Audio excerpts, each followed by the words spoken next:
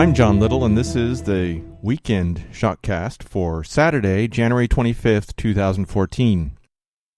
I've tried to do daily ShockCasts, but unfortunately my schedule and my workload just doesn't allow me to do that. So let's start with January 20th, Monday. Terrorism at Sochi. There are just 18 days until the opening ceremonies of the Sochi Olympics. Those ceremonies represent the biggest target for any terrorist attack. And the Chechen Islamic rebels have promised a surprise package for everyone who goes to the Olympics. And it seems that some pretty powerful figures have decided that their schedules are just too full to attend the games. Isn't that interesting? To me, the question isn't whether there will be terrorism at the Sochi Olympics. No, the big question revolves around what Russia will do in response to terrorism at Sochi. And I believe that it will center on the hooks of Ezekiel 38.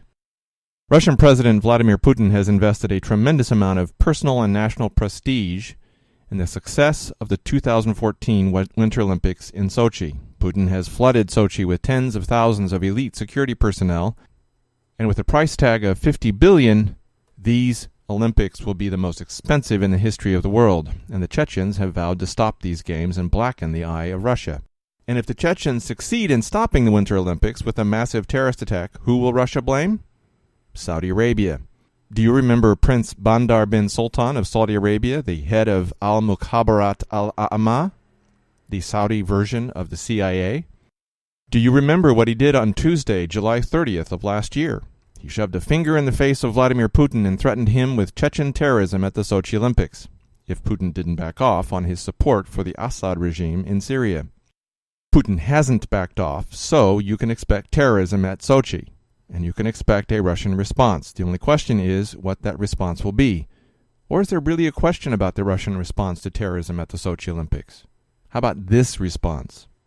And the word of the Lord came unto me, saying, Son of man, set thy face against Gog, the land of Magog, the chief prince of Meshech and Tuval, and prophesy against him, and say, Thus saith the Lord God, Behold, I am against thee, O Gog, the chief prince of Meshech and Tuval, and I will turn thee back, and put hooks into thy jaws, and I will bring thee forth, and all thine army, horses and horsemen, all of them clothed with all sorts of armor, even a great company with bucklers and shields, all of them handling swords, Persia, Ethiopia, and Libya with them, all of them with shield and helmet, Gomer and all his bands, the house of Togarmah of the north quarters and all his bands, and many people with thee. Be thou prepared, and prepare for thyself, thou and all thy company that are assembled unto thee, and be thou a guard unto them.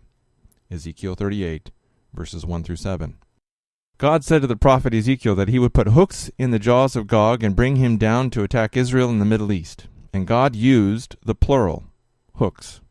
Terrorism at the Sochi Olympics would be a huge hook in the jaw of Gog, and would be just one of many hooks already drawing Russia southwards into the Middle East. Yes, I know that Ezekiel describes an attack on Israel, not Saudi Arabia, but remember that Israel is the single largest and only strategic power in the Middle East.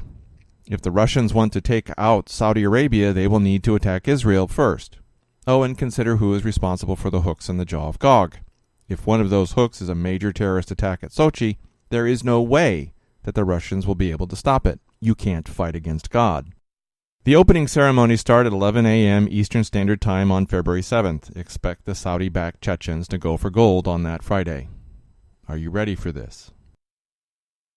Struggling with Giants for Wednesday, January 22nd, 2014. I saw something Sunday night that I cannot explain in any way that sounds rational.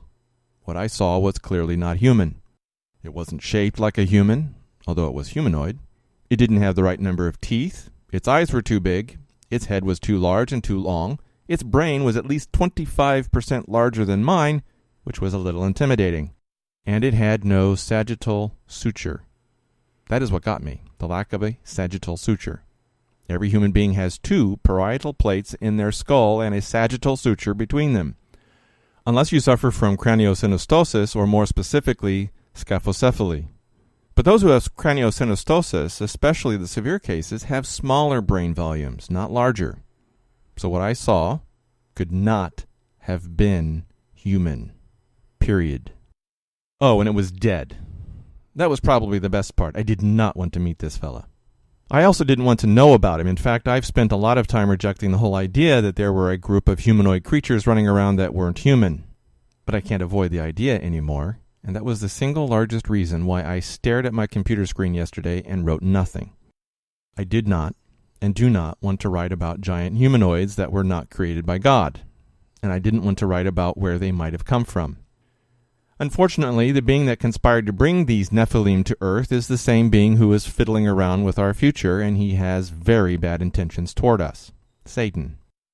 The only other way that you can believe that such a creature with a huge head and a huge brain could have existed is, well, you would have had to have lost your mind and chosen to believe in evolution. And yes, the theory of evolution is a supremely stupid theory. Right up there with the medieval theory of spontaneous generation. No, wait. The theory of evolution is spontaneous generation, just over a longer period of time. Evolutionists are some of the most intelligent, stupid people that I have ever seen. Take a good hard look at the theory of evolution sometime. You have got to be stupid to believe in such insane drivel. And those scientists with more than 2 brain cells to rub together know this. Which is why Richard Dawkins admitted that we probably come from aliens. And that is the message behind these giant elongated non-human skulls. Aliens. Someone did a DNA test of a piece of one of these skulls and found human DNA. And something else. Something not human. Something alien. And what is the alien message? The aliens claim that they are our progenitors, and these Nephilim, or fallen ones, with the huge long heads, big eyes, and wrong number of teeth, they were put there by the aliens to help guide us, to lead us to the light. Right. Pull the other one. Whichever way you want to slice this, you cannot say that these skulls are either human or animal. It is just flatly not possible. And there is no description of such beasts being created by God. So there is only one other explanation. These were demonic constructs. I'm still struggling with the idea of who made them and how they were made, but the fact that they were made can no longer be argued with. The article that got me started was this one. You can find the article on the website thetruthwins.com, and the title is These Ancient Elongated Skulls Are Not Human. It was written by Michael Snyder and contains a couple videos that you need to watch. So, have I gone bonkers? Am I half a sandwich short of a picnic? It's possible, but I do not have a better explanation for what you will see in these 3 videos. And that explanation fits with what we know about the alien Messiah story that Satan is going to unleash on us when his ultimate construct, the Antichrist, is revealed. It's going to be an amazing performance that will fool everyone except those who are truly the elect of God. Are you ready for this? At war with Gog and Magog for Thursday, January 23, 2014. The current unrest in the Ukraine is interesting. The CIA has been involved in fomenting revolutions on the periphery of Russia and throughout the Middle East over the last few years. And the riots in Kiev smell strongly of American efforts to destabilize a country that is edging away from Europe, NATO, and closer to Russia. But there's a lot more to this story than just U.S. meddling in the affairs of others. There's a biblical element to this. In the Bible, the Ukraine is mentioned in Ezekiel as Rosh. Son of man, set thy face toward Gog, of the land of Magog, the prince of Rosh, Meshech, and Tuval, and prophesy against him. Ezekiel 38:2 of the ASV. But is it Rosh? You see, the King James Version translates it this way. Son of man, set thy face against Gog, the land of Magog, the chief prince of Meshech and Tuval, and prophesy against him. Ezekiel 38:2, the KJV. What's the difference? It's the word chief, or more specifically, the Hebrew word Rosh. And as a moderate speaker of Hebrew, the King James Version gets it wrong. The King James claims that the Hebrew word Rosh is an adjective, but Hebrew is very specific when it comes to adjectives, unlike English. If Rosh was supposed to be an adjective, the Hebrew for chief prince would be Nasi Roshi, but the prophet Ezekiel wrote it like this, Nasi Rosh. Do you see the difference? Yeah, it's this character. Yud. That's a Yud, and it should appear at the end of Rosh. Hebrew is written right to left. If it was a modifier of Nasi, prince. Also, Nasi already means chief prince. In fact, it's the word used in Israel to indicate the president.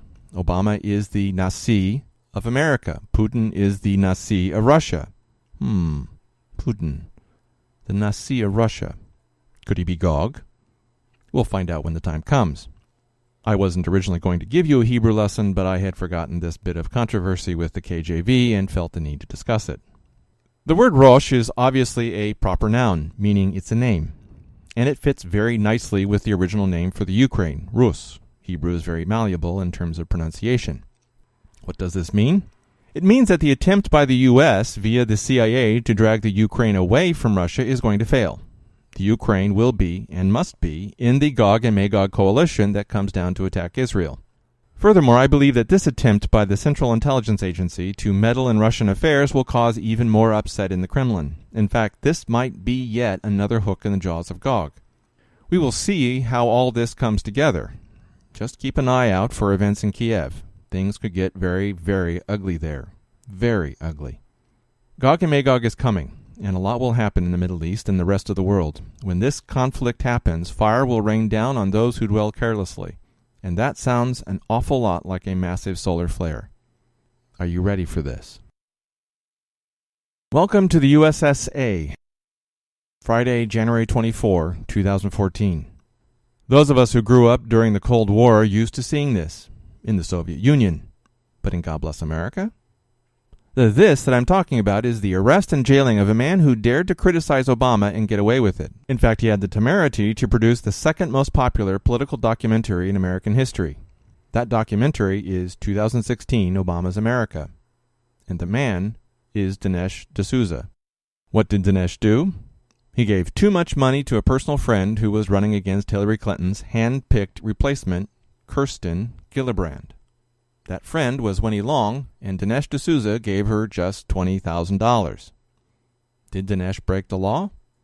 Yes, he did. According to the current federal campaign finance law, an individual is not allowed to give more than $2,600.